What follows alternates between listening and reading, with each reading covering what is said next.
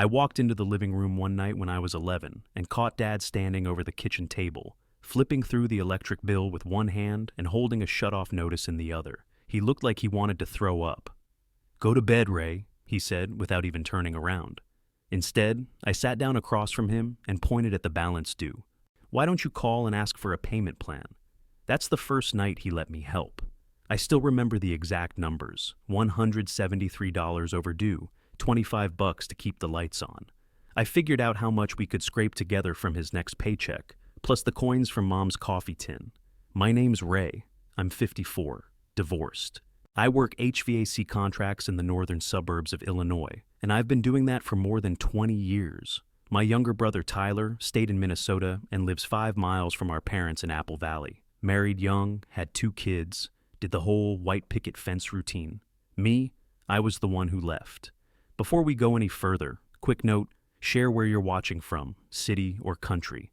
We grew up in a 2-bedroom split level where money didn't stretch but pride never broke. Dad drove a box truck for a food distributor, always working overtime, always behind. Mom, she bounced around jobs like they were seasonal hobbies. Gas station clerk, babysitter, cashier at the Sears and Burnsville Mall. Never kept one longer than 6 months. By middle school, I had a legal pad with our bill due dates and minimum payments. I'd ask Mom for receipts, but she'd laugh and say, "It'll work out, honey." Meanwhile, Tyler got every new toy on release day. Game Boy, Super Nintendo, you name it. He didn't even know what a layaway plan was. That childhood shaped me, made me a numbers guy. I tracked every cent, every budget.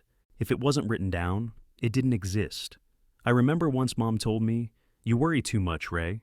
You're going to get ulcers before high school." Maybe. But I wasn't going to live like them.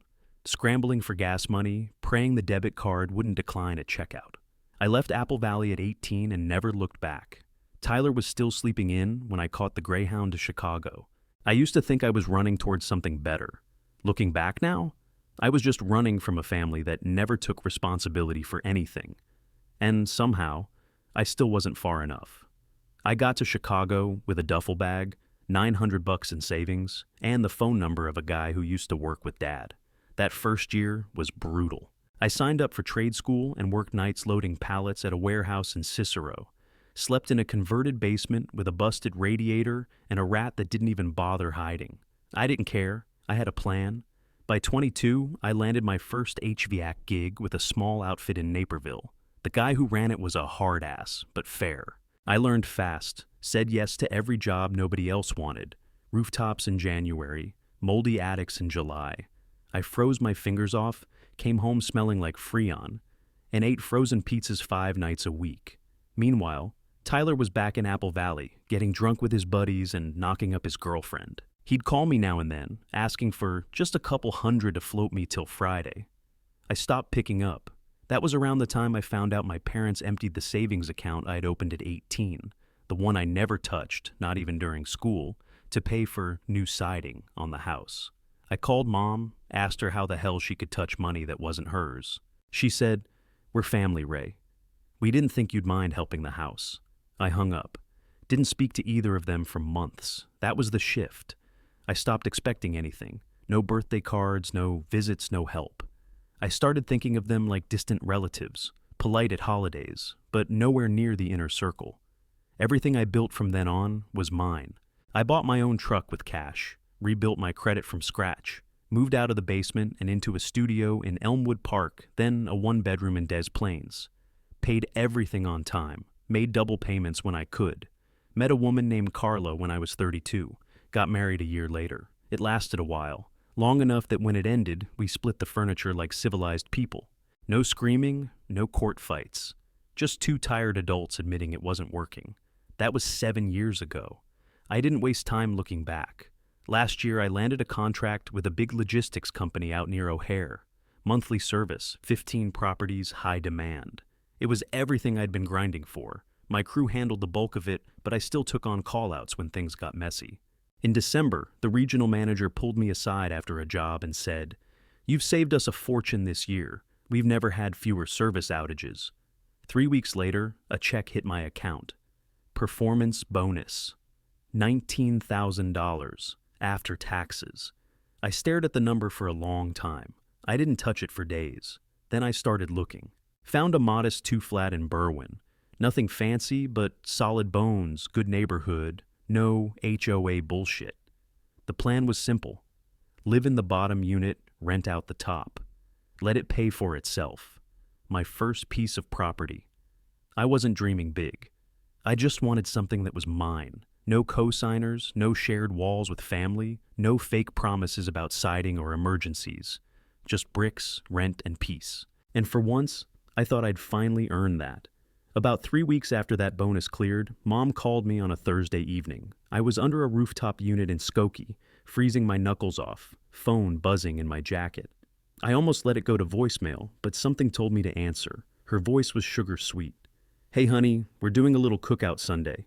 Just burgers and beers, family stuff. Nothing fancy." I wiped my hands on my pants and leaned against the van. "What's the occasion?" "No occasion," she said. "Just thought it'd be nice to get everyone together. Couple cousins are coming. Would mean a lot if you came, Ray." I paused. It had been years since I'd gone back for anything besides Christmas or a quick drop-in at Thanksgiving. Usually in and out within 2 hours, but I'd been in a decent mood lately. Work was steady, weather was cooling off, and part of me, some old rusted part, thought maybe this was her way of reaching out without strings. "Yeah," I said. "All right, I'll come." That Saturday, I drove 6 hours from Berwyn to Apple Valley. Stopped at a liquor store in Eau Claire, picked up a bottle of small batch bourbon as a gift, and tossed 2 folding chairs in the back of the truck. Didn't even pack a bag. Figured I'd crash in the basement like old times and drive back the next morning. I hit their block around 2 in the afternoon and turned the corner, and immediately felt my stomach drop. Balloons on the mailbox, cars packed down both sides of the street. A big vinyl banner stretched across the garage door that said, "Welcome Baby Carter," in giant pink and gold letters. What the hell? I rolled past slowly, like I might have misread it, but there was no mistaking it. Folding tables lined the driveway, canopies in the backyard, streamers hanging from the fence. It looked like a damn catered wedding. I should have turned around right then. Instead, I parked 3 houses down, grabbed the bourbon, and walked up the sidewalk like a man walking into his own sentencing. There were at least 50 people there, music playing, kids running in the grass. Someone had hired a photographer, one of those women with a fancy camera strap and a clipboard of posed shots. I hadn't even made it 10 steps when my cousin Dean popped out from behind a speaker. "Uncle Ray in the house," he shouted, slapping my back like we were best friends. "You're the big hero today." I gave him a look. "Hero for what?" He laughed and handed me a solo cup. "Come on, man, you know?" I didn't. Not yet, but I felt the pit in my gut growing. And I knew this wasn't some last-minute cookout. Something was off. Something was very wrong. I stepped through the sliding glass door and straight into what looked like a damn wedding reception. Round tables covered in pastel tablecloths. Giant trays of catered food lined the patio. Shimmering decorations dangled from a white party tent. Photographers, plural, were snapping pictures like it was the cover shoot for some family lifestyle magazine. And the gifts. Jesus. Gifts were stacked on 3 folding tables. Diaper boxes, strollers, some state-of-the-art baby monitor that probably cost $500 on its own. Dean followed me in, still grinning. "I told you, man, you're the MVP today. Whole thing wouldn't have happened without you." "What the hell are you talking about?" I asked. He gave me a confused smile, like I was messing with him. "The party. Your brother said you stepped up huge, said the bonus from work made it all possible." I didn't respond. I just kept walking. In the center of the living room, Tyler's wife, Rachel, sat on a balloon throne, pink ribbons everywhere. Her belly stretched tight under a glittery sash that read, "Mama to Be." She was glowing, smiling, surrounded by women cooing and laughing. Tyler stood a few feet away, shaking hands like some damn politician. When he saw me, his face lit up like he just hit a scratch-off jackpot. "Ray, man, you made it!" He pulled me into a hug before I could stop him. "Seriously, thank you. This turned out way better than we imagined." I pulled back. "What the hell is this?" "Baby shower," he said. "Carter's big day. Mom went all out." I didn't say anything. I scanned the room again. The decorations, the trays, the custom cookies shaped like rattles. This wasn't thrown together in a weekend. That's when Mom found me. She grabbed my arm and pulled me toward the hallway. Her voice was soft, like she was trying not to make a scene. "Ray, this turned out amazing, huh?" she said. "And your timing was perfect. That bonus really helped." I stopped walking. "What bonus?" She blinked, still smiling. "The one from your big job. You said we had access if anything serious came up. And this baby is a blessing to all of us." My stomach turned. I had given her limited access months ago. Months. When Dad needed medication after his knee surgery and couldn't drive. I set it up so she could pick up prescriptions if I wasn't around. I never removed it. I thought I could trust her. "Are you telling me," I said slowly, "you use my bonus money for this?" "Not just this," she said quickly, waving her hands. "The nursery furniture, the deposit on the doula, a few things for Rachel's car. Everything adds up, Ray, and you've been doing so well. We figured it was okay." "We?" I asked. "Me and your father," she said. "And Tyler knew we were short on cash. He's got 2 kids now, Ray. We didn't want to burden him." I felt the heat rising in my chest. I stepped back and pulled out my phone. Logged into my account. 14 transactions. Every one of them in the last 3 weeks. Withdrawals, debit swipes, 2 transfers to Mom's checking account. All adding up to just under 19,000. Gone. She reached for my arm. "Ray, listen. You emptied my account," I said. My voice was flat, cold. She gave a weak smile. "It's not like we stole it. You said—" I didn't say anything close to this. Tyler walked over again, clueless. "Hey, what's going on?" I turned and stared at him. He looked from me to Mom, sensing something wasn't right.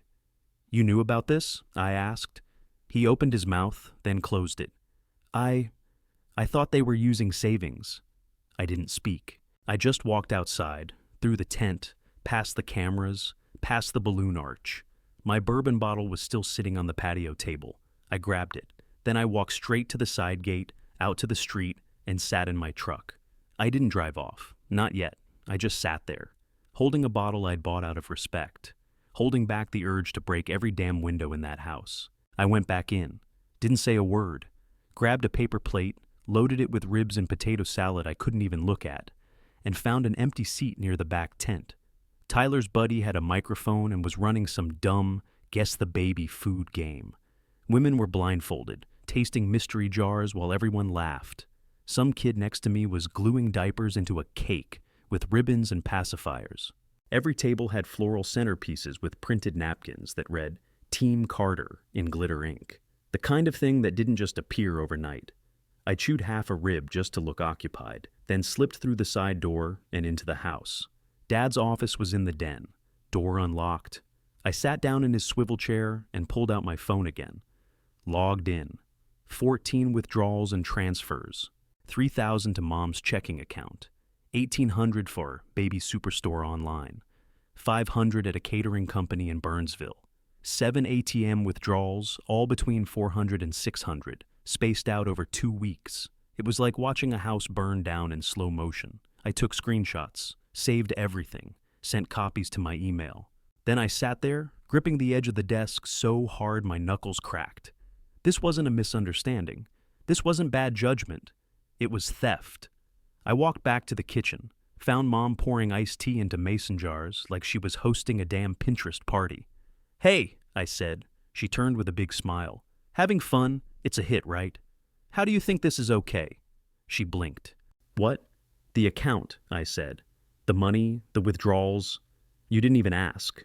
Her smile faded just a little, but her tone stayed sweet. "Ray, you've always been so meticulous. We knew you'd react like this." "Like what?" "Like it's a spreadsheet, like it's just numbers. But you're not married, you don't have kids. This money is going toward the next generation. Your family?" I stared at her. "You stole from me." She looked annoyed now, like I'd said something childish. "It's not stealing, Ray.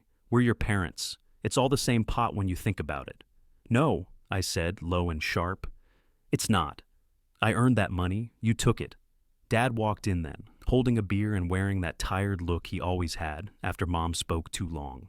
All right. Let's not turn this into a courtroom." "You knew?" I asked him. He shifted his weight. "We figured you'd be proud to help. I mean, it's Tyler's kid. It's a family thing. Family first, right?" "You didn't ask," I said. "You took. That's not family. That's fraud." He frowned. Come on, that's harsh. No, I said. Harsh is finding out the people who raised you think you're a bank they can rob whenever something important comes up. Mom crossed her arms. You always act like you're better than everyone else just because you moved away and saved a few bucks.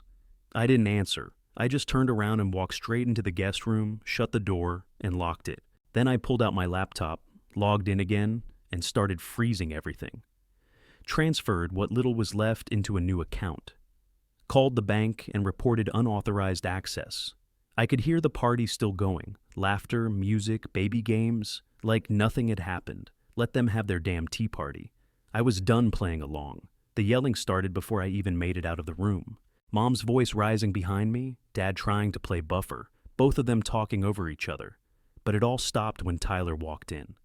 What the hell is going on? He said, glancing around like he'd just stepped into a police scene. I didn't say a word. Just stood there, arms crossed, jaw locked. Dad pointed at me. Ray's upset about the money. He's being dramatic. Tyler looked at me. What money? I stared at Mom. Gave her the chance to say it. She didn't. So I said, flat and loud, the party, the catering, the decorations, the gifts. It was all paid for with my work bonus. He blinked. Wait, what? Now he turned to Mom. You told me you and Dad had been saving for all this. She hesitated, her lips twitching like she wanted to spin some half-truth. But this time, nothing came out. Tyler stepped closer. You said we couldn't go over budget because we had to stretch things. You said this was all taken care of. We were saving, she said finally, but your brother's bonus helped us do it right. He looked sick. Rachel came in behind him, holding a diaper raffle card. She caught the end of it, stopped cold, and just lowered her eyes. You didn't know? I asked her. She shook her head. I thought your parents were covering it. I didn't know. It was your money. Tyler turned to me, eyes wide. I didn't ask for this, Ray. I swear to God, I didn't know. I believed him. But it didn't change a damn thing. I'm done pretending, I said. My voice cracked, not from weakness, from pressure, from holding everything in too long. I'm done acting like this is normal. Nobody said anything. I walked back to the guest room, grabbed my bag, tossed the bourbon in, and left. Didn't hug anyone. Didn't say goodbye. That night, I drove until I hit a crappy motel near the Minneapolis airport. Paid cash, didn't bother with the TV. Filed a fraud report with the bank. Notified the IRS. Changed every password. Cut off every point of access I'd ever given them. By morning, my phone had blown up. 16 missed calls. 8 voicemails. Mom's voice, sobbing. Vendors are threatening lawsuits, Ray. You pulled the funds in the middle of everything. Dad, you need to call us back. This is getting way out of hand. You're not thinking straight. Rachel texted me too. Short and careful. I'm so sorry. I didn't know. Tyler's furious. Later that afternoon, my building manager called me in Chicago. Ray, you've got 2 guys trying to come up. One says he's your dad, the other's your uncle. Tell them to leave, I said, and call security if they don't. They did. Security turned them away. No raised voices, no punches thrown. Just 2 old men standing in the parking lot, finally realizing the door was locked. I gave it a week. No calls returned, no texts answered, just silence. Then I booked the mediator. Her name was Cheryl. Recommendation from Lisa at my old job, someone I trusted. Neutral third party. Office in a strip mall in Schaumburg. Nothing fancy, but private enough. I paid the full fee up front. Didn't ask anyone to chip in. They showed up. All of them. Mom looked like she hadn't slept. Dark circles, clutching tissues. Dad looked like he'd been dragged there against his will. Tyler had his jaw tight. Rachel held his hand like a seatbelt. I didn't waste time. I laid it all out, page by page. The breach, the withdrawals, the 14 transactions, the history of just this once, and it's for the family. I brought printed statements. I showed the call log from 3 months ago when I'd told Mom to remove her access, and she said she would get to it. I watched their faces shift from defensive to quiet. I didn't even know the password still worked, Mom mumbled, barely audible. You didn't check because you didn't care, I said.